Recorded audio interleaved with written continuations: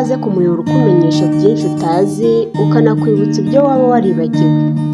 Ni Inkurane TV ikomeje kubagezaho inama n'impanuro z'ingirakamaro mu nzira njyabukire. Turacyari kumwe n'umwanditsi w'igihangange Napoleon Hill wanditse igitabo Think and Grow Rich, akaba ari nacyo turi kubagezaho.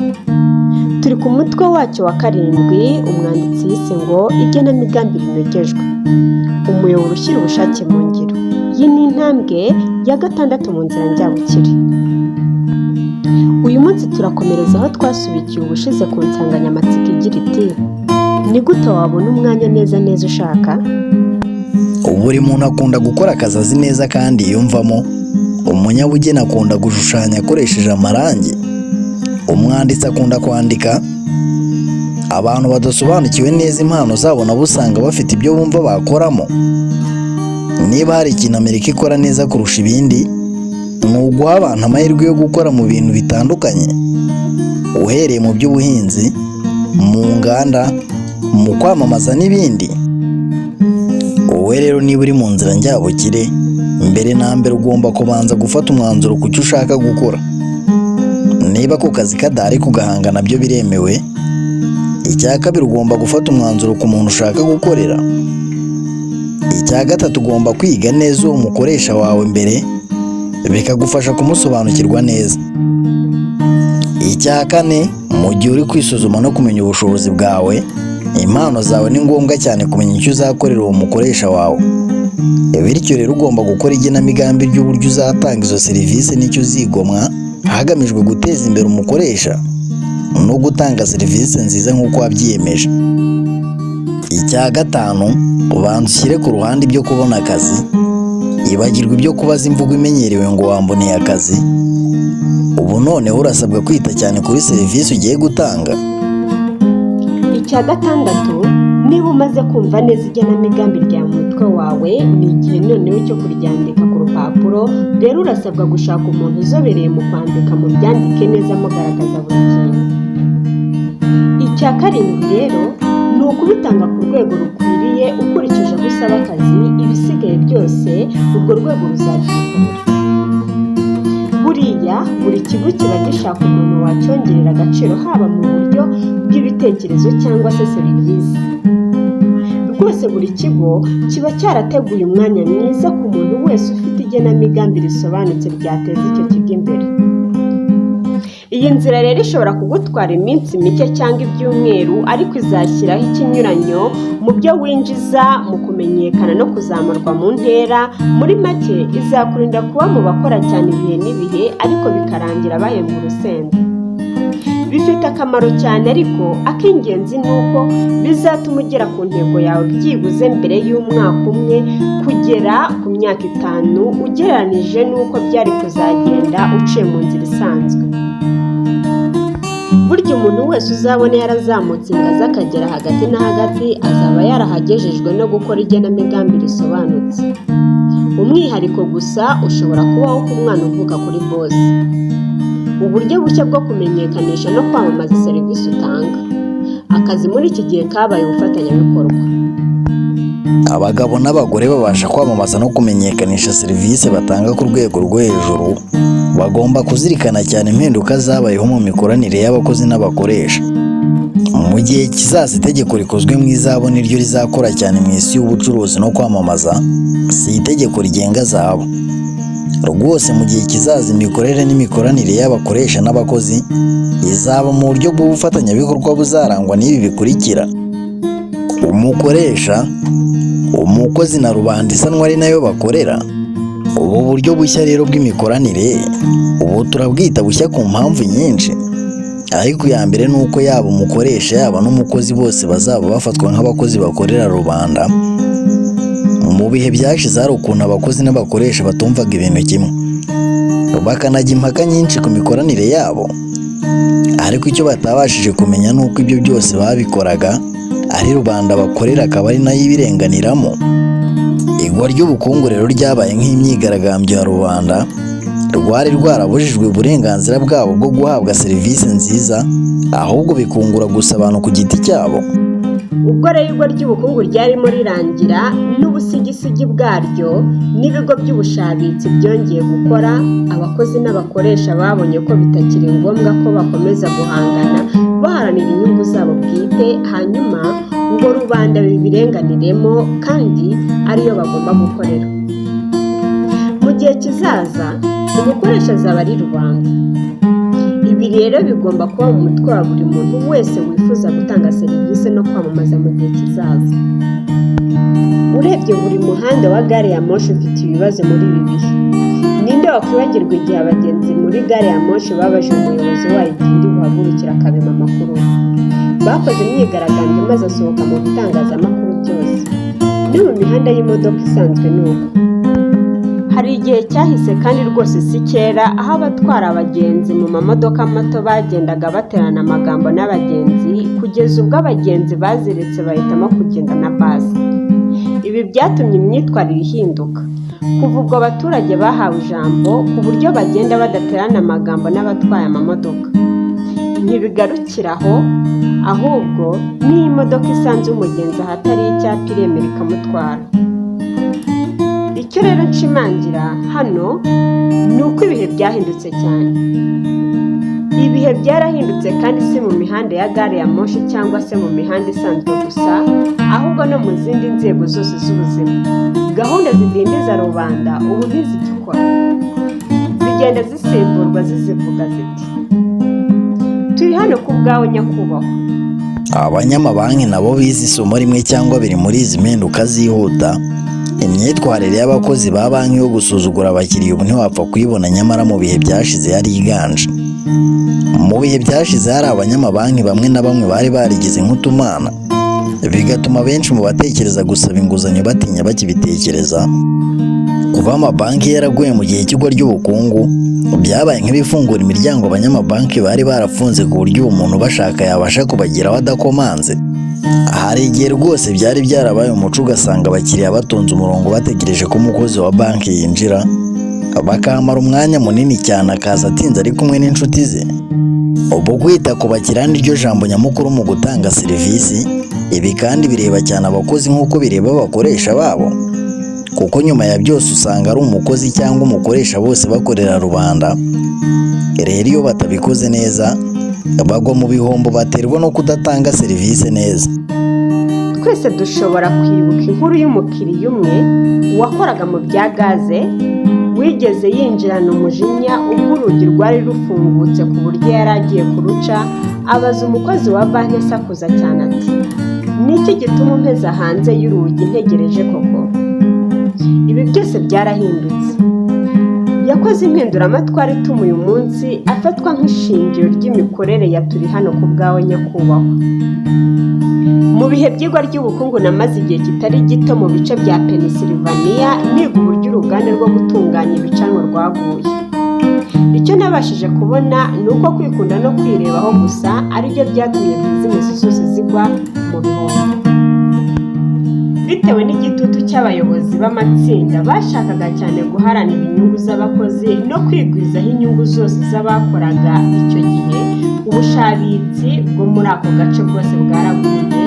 Abakozi n'abakoresha bakomezaga gusigana ibiciro by'ibicanwa bakoraga, bigatuma igiciro cyo guciririkanya nacyo ubwacyo cyiyongera ku giciro gisanzwe cy'ibicanwa. Byarangiye babonye neza ko icyo bakoze ari ukubaka ubushabitsi bukomeye bw'abatunganya peteroli na esanse gusa. Ibihembo by'icyaha rero burya ni urupfu. Benshi barabisomye muri Bibiliya, ariko bake cyane nibo bumvise icyo bisobanuye. Ubu nibwo mu mateka ya muntu abantu bahatiye gusobanukirwa ko ibyo umuntu abiba ari byo asarura koko. Ntabwo byashoboka ko ikintu cyamamaye nk'uko igwa ry'ubukungu ryamamaye cyabaho gutyo gusa. Ikintu nk'iki kiba gifite icyagiteye, usibye n'ibyo ubundi nta kintu kibaho kidafite icyagiteye. Muri rusange kugwa k'ubukungu kwatewe no gushaka gusarura ibyo abantu batabibye. Ibi kandi ntibigomba kwitiranwa no kuvuga ko kugwa k'ubukungu guhagarariye imbuto isi iri guhatirwa gusarura itarabibye. Ikintu kibabaje cyane ni uko isi yakomeje kubiba imbuto idakwiriye. Nyamara umuhinzi wese arabizi ko adashobora kubiba igitoki ngo asarure amasaka. Gutangirana n'igihe cy'intambara ya mbere y'isi yose, isi yinjiye mu bihe byo kubiba imbuto yo gutanga serivisi idahagije mu bwiza no mu bwinshi. Muri rusange ni nk'aho buri wese yivuruguse muri iyi nzira yo gushaka guhabwa ntacyo atanze. Iki kintu kirareba cyane abantu bashaka gucuruza serivisi zabo batanga bo ubwabo, kibereka ko turi abo turi bo n'ibyo turi byo kubera imyitwarire yacu. Niba hari ihame ry'impamvu n'ingaruka, cause and effect, rigenga ubushabitsi, ubukungu mu bwikorezi, iryo hame rigenga abantu ku giti cyabo, akaba ari ryo rigena ubukungu bwabo n'icyiciro babarizwamo. None se wowe urabarizwa mu kihe cyiciro? Igitera kugera ku ntsinzi mu kwamamaza, kumenyekanisha no gucuruza serivisi mu buryo buboneye kandi buhoraho cyagaragajwe neza. Ingano n'ubwiza bwa serivisi n'uburyo itangwamo nicyo bigena igiciro cyayo n'igihe umuntu azamara muri ako kazi. Kwamamaza no kumenyekanisha serivisi watanga ari byo bisobanura isoko rihoraho, igiciro kiboneye mu buryo bwiza. Buri muntu agomba gukurikiza inzira y'ingano n'imiterere y'ibyo akora, akongeraho umwuka wo gufatanya no gukorana n'abandi. Ibyo ni byo bisobanuro urugero rwo gucuruza serivisi. Zirikana iri hame kandi urishyire mu bikorwa kenshi, bikubere nk'ingeso. Reka rero noneho dusesengurire iryo hame kugira ngo turyumve neza. Icya mbere ni imiterere ya serivisi. Isobanura uko ukora buri kantu hagendewe ku mwanya wahawe gukoramo mu buryo butanga umusaruro uhagije kandi buzirikana kuba uwa mbere muri byose.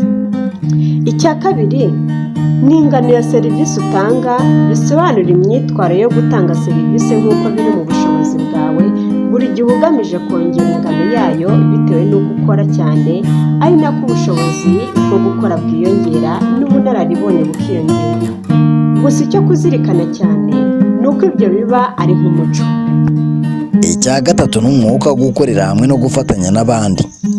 Ubu bushobozi bwo kwemeranya n'abandi no gukorana nabo mu mahoro ari byo bibyara kuzuzanya n'abo mukorana. Nyamara burya imiterere n'ingano bya serivisi watanga ntibihagije ngo ukomeze wigarurire isoko ku buryo buhoraho. Ahubwo umwuka utanga izo serivisi ni ikintu cy'ingenzi cyane mu kugena icyiciro uzishyurwamo ndetse n'igihe uzamaranira iryo soko. Andrew Carnegie iki kintu yaragishimangiye cyane kurusha izindi ngingo zose zigena ubutsinzi mu byo gutanga serivisi. Yakomeje gushimangira kenshi na kenshi akamaro ko kubasha gukorera hamwe no kuzuzanya n'abandi mu mahoro. Yakomezaga kuvuga ko atakomeza gukorana n'umuntu niyo yaba akora byinshi kandi byiza ariko atabasha gukorana neza n'abandi. Mbese nyine ngo abe umuntu wuzuye urugwiro n'abandi. Ntabwo byagarukiye mu kubivuga gusa, ahubwo yashatse kubigaragaza no mu bikorwa bituma abantu bafite iyo miterere bagumana nawe maze bigwizaho ubukire.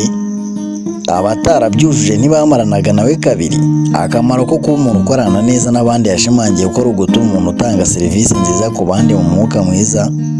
Niba umuntu afite kamere yo gushimisha abandi no gukorana nabo mu mahoro, bishobora no gutuma umuntu utari ushoboye mu bwiza no mu bwinshi bwa serivisi atanga yiga akabimenya neza. Nta kintu rero cyagera ku butsinzi kitarangwa n'imiterere yo gushimisha abandi. Agaciro ka serivisi yawe. Burya umuntu wese ubeshejweho no gutanga serivisi ni umucuruzi udatandukanye n'abacuruzi basanzwe bacuruza ibintu bifatika. Bityo rero uwo muntu aba agomba gukurikiza amahame agenga abacuruzi basanzwe bacuruza ibintu bifatika. Ibi bigomba gushimangirwa cyane kuko bene abo bantu babeshwaho no gutanga serivisi bakunze kwitwara nk'aho ihame ry'imyitwarire ritabareba, bakanihunza inshingano zireba abantu bacuruza ibintu bifatika. Uburyo bushya rero bwo gucuruza serivisi bwasunikiye abakozi n'abakoresha gukorana nk'abafatanyabikorwa, byatumye bose bahatirwa kuzirikana uburenganzira bw'urundi ruhande rwa gatatu, arirwo rw'abakiriya, akaba ari nabo bakorera nyine. Ibihe byo gutera imbere kw'abakira byinshi byararangiye, twinjiye mu bihe byo gutera imbere kw'abatanga byinshi. Igitutu cyashyizwe mu bushabitsi cyatumye bigerwaho. Nyamara bene icyo gitutu ntikigikenewe kubera ko ubushabitsi bwo mu bihe bizaza butazatwarwa n'igitutu. Agaciro nyako k'ubwonko bwawe kazajya kagenwa n'ibyo winjiza biciye mu kumenyekanisha no gucuruza serivisi zawe. Nanone kandi igiciro kiboneye cya serivisi watanga cyagaragazwa no gufata ayo winjiza ukayakuba na 16, nanone ukayakuba na 2/3, kuko ari byo byakwereka ko ayo winjiza ku mwaka wanya na 6%, by'agaciro kawe. Ntabwo amafaranga ahwanyije agaciro n'ubwonko bwawe, agaciro kayo kari munsi cyane. Ubwonko bushoboye iyo bwamamajwe neza buba burusha agaciro igishoro kiba gikenewe igihe umuntu agiye gucuruza ibicuruzwa bisanzwe, kubera ko ubwonko ari igicuruzwa kidateshwa agaciro n'igo ry'ubukungu, kikaba kitibwa cyangwa se ngo gitakare. Nyamara cya gishoro umuntu ashora mu gucuruza ibicuruzwa bisanzwe cyo agaciro kacyo ni gake cyane, kugeza igihe gihujwe n'ubwonko bukora neza. Nimureke turebere hamwe ibintu 30 bituma abantu batagera ku ntsinzi ahubwo bagatsindwa. Mu gihe cyo kubyiga kandi ukomeze kwibaza uti ni ibihe muri ibi bimbuza kugera ku ntsinzi? Ishyano rya mbere mu buzima ni iry'abagabo n'abagore bagerageza bagatsindwa. Nyamara ikibabaje cyane ni uko abatsinda ari bo bake cyane ugereranije n'igikundi kinini cy'abatsindwa. Njye nagiriwe ubuntu bwo kwiga no gusesengura abantu benshi, nsanga abagera kuri 98% byabo babarizwa mu cyiciro cy'abatsinzwe. Biragaragara neza ko byanze bikunze hari ikitagenda neza mu isirimuka rya muntu. Hari ibitagenda neza mu burezi bwacu bushobora kwemerera ababuciyemo bagera kuri 98% bisanga batsinzwe. Gusa sinanditse iki gitabo ngamije kugaragaza ibyiza n'ibibi byo muri ino si. Ibyo ubwabyo byasaba igitabo gikubye iki ubunini inshuro 100. Ubusesenguzi bwanjye rero bwampishuriye ko hariho impamvu 30 zituma abantu batsindwa n'inzira 13 zizewe zituma abantu bagera ku ntsinzi bakigwizaho ubukire. Muri iki gice rero ndagaragaza izo mpamvu 30 zituma abantu batsindwa. Gusa mu gihe uzireba gerageza kwikorera isuzuma nawe ubwawe ingingo ku ngingo hagamijwe kumenya izaba zikomeza kukubuza kugera ku ntsinzi mu buzima bwawe. Icya mbere ni ubumuga kavukire butorohereza iterambere waba waravukanye. Birashoboka ko ari ibintu bike cyane cyangwa se hafi ya ntabyo wakorera umuntu wavukanye ubumuga bwo mu mutwe. Nyamara inyurabwenge yanjye itanga ikintu kimwe rukumbi wakorera bene uyu muntu, biciye mu bufasha bwo gusobanukirwa ubwonko, mastermind. Nyamara ntiwirengagize ko iyi ari imwe mu mpamvu 30 zituma abantu batsindwa mu buzima. Ishobora no kuba yagora umuntu umwe kwikosora. Icya kabiri ni ukubura umuhamagaro usobanutse w'ubuzima. Nta cyizere na gike rwose ku muntu udafite ikintu kimwe afata nk'ishingiro ryo kubaho kwe, kikaba ari nacyo kigenga ibindi byose.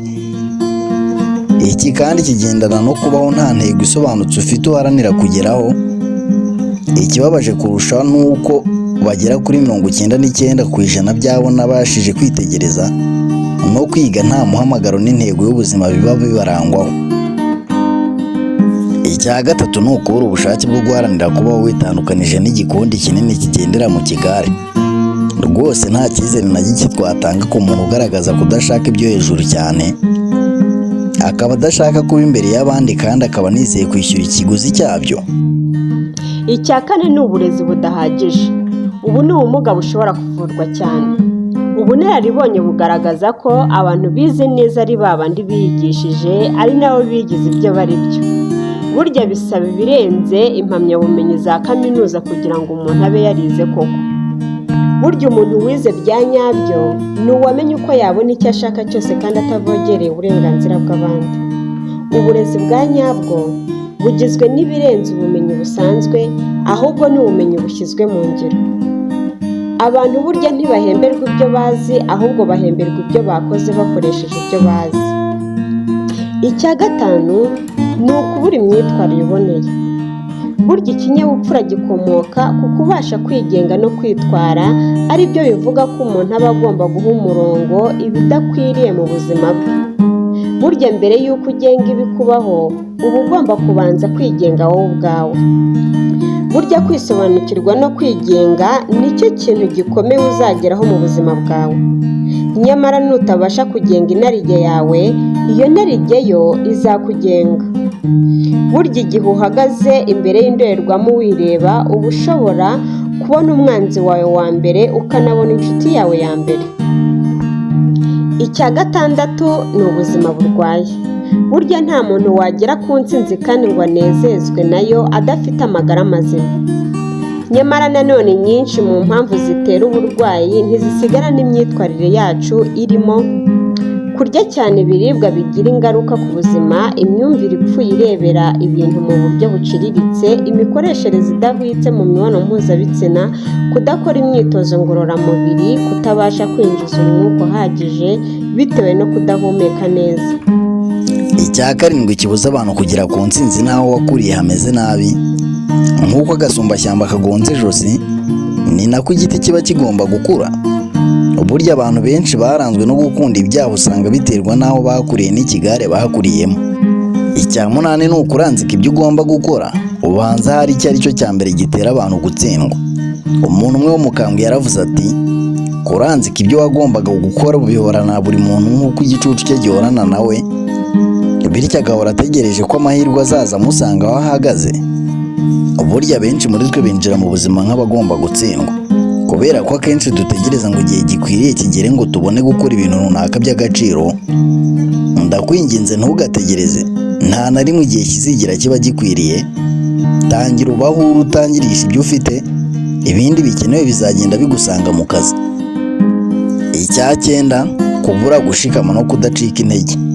Benshi muri twe turi abatangizi beza, ariko ntituri abasoza beza kuri buri kintu dukora. Ikibabaje kurushaho ni ukuntu abantu benshi bihutira kubivamo iyo bahuye n'ibizazane no gutsindwa by'igihe gito. Burya nta kintu gikwiriye gusimbura gushikama. Umuntu wese uhorana gushikama, igihe kiragera akabona ko no gutsindwa iyo gutinze kurirwa kukagenda. Nta na rimwe gutsindwa gukwiriye guhagarara imbere yo gushikama. Icya cumi ni imyitwarire isenya.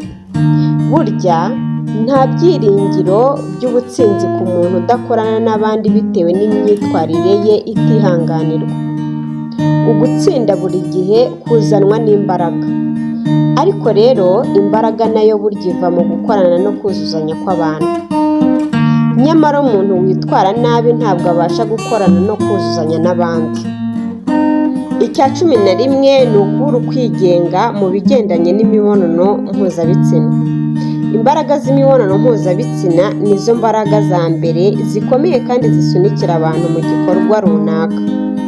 Bitewe rero n'uko ariyo marangamutima ya mbere ahambaye, ni ngombwa kuyagenga biciye mu kuyerekeza mu zindi nzira. Icya cumi na kabiri ni ukugira ubushake butagira akagero bwo guhabwa ibintu by'ubuntu.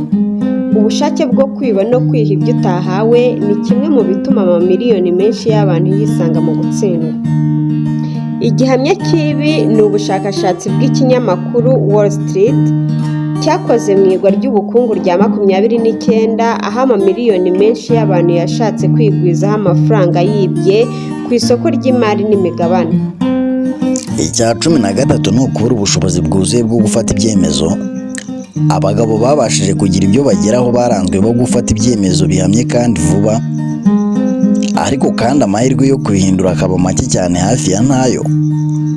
Naho abatsindwa bo bakunda kurangwa no gufata ibyemezo gake cyane kandi nanone buhoro buhoro, ahubwo ugasanga babihindagura buri kanya. Ikintu cyo kudafata ibyemezo no kuranzika ibyo ugomba gukora ni abavandimwe b'impanga. Aho kimwe kiri byanze bikunze uhasanga n'ikindi. Ndagusabye ibi byombi birimbure hakiri kare bitazakwangiriza ubuzima. Icya cumi na kane ni ukurangwa na bumwe mu bwoko butandatu bw'ubwoba cyangwa se bwose hamwe. Aya moko y'ubwoba yaragaragajwe mu mutwe ukurikiraho w'iki gitabo. Ni ngombwa ko ubu bwoba bugenga mbere y'uko utangira kumenyekanisha serivisi watanga. Icya cumi na gatanu ni uguhitamo n'abo muzabana. Iki nacyo ni ikintu gikunda kuganisha benshi mu gutsindwa. Uburyo ubusabane bw'abashakanye bubinjiza mu kubana no kubanamo. Igihe cyose uwo mubano utaranzwe n'amahoro, gutsindwa kuba gukomanga hafi aho. Nanone kandi n'ubwoko bwo gutsindwa burangwa n'agahinda, umujinya no kubura umunezero. Byose rero bikaba ari byo birimbura ubushake n'umuhate mu muntu. Icya cumi na gatandatu ni ukugira amakenga akabije. Burya umuntu utabasha gufata amahirwe amuri imbere aba agenewe gufata ibyasigaye igihe abandi bahitamo ibyo bashaka. Burya kugira amakenga akabije ni bibi cyane, kimwe n'uko kutagira amakenga na make nabyo ari bibi cyane. Byose ni ibintu byo kwirindwa. Burya ubuzima ubwabwo bugizwe n'ikintu cy'amahirwe ahoraho. Icya 17 ni uguhitamo n'abo mukorana mu bushabitsi. Iki ni kimwe mu bikunda gutuma abantu batagera ku ntego mu bushabitsi. Mu rugero rwo gucuruza serivisi zawe, ugomba kwitonda igihe uhitamo umukoresha, ukareba wa wundi uzagutera umuhate ariko kandi akaba umuhanga ugera ku ntsinzi. Burya hari igice kinini cy'abo tubana nabo kitwinjiramo. Hitamo rero umuntu wakwemera kwinjiza mu buzima bwawe imbere. Icya 18 ni ugushidikanya bukabije. Ubu nabwo ni ubwoko bw'ubwoba. Abantu bageze ku ntsinzi ntibagira icyo batinya, ahubwo bahora bafungukiye kwiga no kugerageza byose. Icya 19 ni uguhitamo nabi umwuga. Ndakurahiye rwose nta muntu wagera ku ntsinzi mu mwuga adakunda. Burya intambwe y'ingenzi cyane mu nzira yo kwamamaza, kumenyekanisha no gucuruza serivisi ni ugukora ikintu wakwemera kwitangira wese ukakimariramo. Icya 20 ni ukubura gutumbira no guhanga amaso ikintu kimwe. Burya kuba nta kintu na kimwe wavuga ko uzi kurusha abandi bose ni ishyano ritakwemerera kugera ku ntsinzi. Umuhati we wose ugomba kuwukusanya no kwerekeza ku ntego yawe nyamukuru. Icya 21 ni ingeso yo gusohora amafaranga ku bintu byose ubonye mu buryo butarobanura. Umuntu usohora icyo abonye cyose ntabwo yagera ku ntsinzi kuko aba arangwa n'ubwoba bwo gukena. Ugomba kurema umuco wo kuzigama umugabane runaka wayo winjiza. Burya amafaranga wizigamiye ukaba uzi ko ari konti yawe muri banki, nayo agutera akanyabugabo mu rugendo rwo kwamamaza, kumenyekanisha no gucuruza serivisi zawe. Iyo nta mafaranga umuntu afite afata ibyo bamuhaye byose. Icya 22 ni ukubura akanyamuneza. Burya umuntu utarangwa n'akanyamuneza nta nubwo abasha gusobanura ibintu ngo bisobanuke kandi yemeza abandi. Ikirushijeho ni uko akanyamuneza kagira rukuruzi, umuntu ugafite yisanga yakirwa neza mu bandi. Icya 23 ni ukutihangana. Umuntu utarangwa n'imyumvire ifungutse ku ngingo iyo ari yo yose si kenshi atera imbere. Umuntu udafite uku kwihangana ahora yumva ko azi byose agahagarika kwiga. Ubwoko bubi bwa bene uku kutihangana ni ubufitanye isano n'imyemerere y'amadini, amoko n'ingengabitekerezo za politiki. Icya 24 ni ukutabasha kwigenga. Ukutabasha kwigenga kubi kwa mbere ni ugufitanye isano n'imirire, iminywere hamwe n'imibonano mpuzabitsina. Gukoresha ibirenze urugero muri kimwe muri ibi ni ishyano riganisha mu gutsindwa. Icya 25 ni ukubura ubushobozi bwo guhatana n'abandi. Abantu benshi babura imyanya bari barimo bakanatakaza amahirwe bari bafite kubwo kubura ubu bushobozi kurusha ubundi bwose buteranijwe. Kubura ubu bushobozi ni inenge itihanganirwa n'umuyobozi cyangwa umukoresha uwo ari we wese. Icya 26 ni ukwigwizaho imbaraga utaharaniye. Aho uhasanga abakobwa n'abahungu barazwe ubutegetsi n'imitungo by'ababyeyi babo ariko batazi uko byabonetse. Igihe cyose ubutegetsi bugiye mu biganza by'umuntu utarabuharaniye bubyara ishyano. Ubukire bwihuse ni bubi cyane kurusha ubukene. Icya 27 ni ugukunda umugayo wabihisemo. Burya nta kintu gikwiriye gusimbura kuba inyangamugayo. Umuntu ashobora kwisanga mu mugayo bitewe n'ibihe kandi atabigizemo uruhare kandi atazawugumamo. Ariko ku rundi ruhande nta byiringiro ku muntu wishoye mu mugayo ku bushake bwe. Byatinda cyangwa bigatebuka, ibikorwa bye bizisanga byamutamaje, kandi rero izina rye rizahandurira cyane ku buryo ashobora no gutakaza ubwigenge bwe. Icya 28 ni ugushaka kwikubira byose. Iki kintu kimera nk'itara ricanye umutuku gituma abantu bose bakugendera kure, bityo gihinduka ishyano ku ntsinzi. Icya 29 gukekaho gutekereza. Abantu benshi barangwa n'ubunebwe bwo gushaka amakuru yuzuye n'ibimenyetso hamwe no gutekereza biboneye. Bahitamo kugendera ku gukekeranya gusa kandi bakihutira guca imanza. Icya 30 rero ni ukubura igishoro. Iki ni ikintu gikunda gutuma abantu benshi batagera ku ntsinzi, cyane cyane abashaka gushinga business bwa mbere. Aha ni ukubura ubwiteganyirize buhagije bw'igishoro bushobora no kukugoboka ugeze mu bizazane, kikanakugoboka igihe uba ukiri kubaka izina. Icya 31 ni Aha nawe ndagusaba kuhashyira ikindi kintu cyose cyaba cyarakubereye imbogamizi ikubuza kugera ku ntsinzi ariko kikaba kitaragaragajwe kuri uru rutonde. Kuri uru rutonde rw'ibintu 30 bibuza abantu kugera ku ntsinzi hasobanuwe neza ishyano ry'ubuzima umuntu wese wagerageje agatsindwa yaba yarahuye naryo. Byaba byiza wifashishije umuntu ukuzi neza mukigana ibi bintu akagufasha kwisuzuma ugendeye kuri ibi bintu 30 bitera gutsindwa. Byanaba byiza ibi ubikoze uri wenyine. Gusa abantu benshi ntibabasha kwibona nk'uko abandi bababona.